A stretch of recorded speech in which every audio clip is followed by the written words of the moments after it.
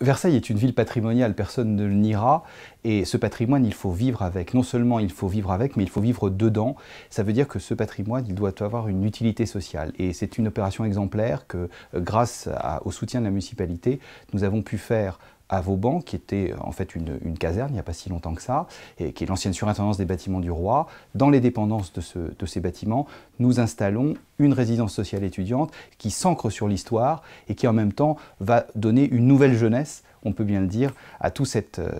ensemble. Et puis, d'un autre côté, au plein cœur du secteur sauvegardé, en plein cœur du quartier Saint-Louis, où j'ai d'ailleurs la chance d'habiter,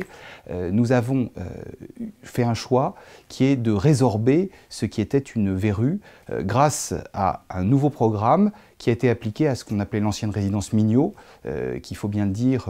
était quelque chose qui déparait par rapport à l'ensemble du quartier, et à laquelle nous avons rendu une convivialité. On a recousu la ville, et tout ça au profit des personnes âgées, puisque c'est une résidence senior. Donc on voit qu'il y a à la fois les jeunes et les moins jeunes qui viennent vivre dans Versailles, où il fait justement très bon vivre. La réhabilitation de l'hôpital Richaud, c'est une aventure enthousiasmante à Versailles, parce que c'est véritablement presque un quartier qui va renaître. Et le paradoxe, c'est que ce bâtiment, en devenant privé, deviendra plus public qu'il ne l'a jamais été, puisque grâce aux choix qui ont été faits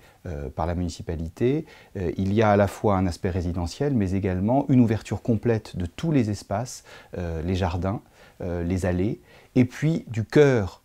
patrimonial de ce bâtiment, qui est l'ancienne chapelle, qui va devenir un espace culturel, et j'ai vraiment beaucoup de plaisir à travailler sur le programme qui a été souhaité par François de Mazières pour la redécouverte, je pense, de ce magnifique bâtiment de la fin du XVIIIe siècle.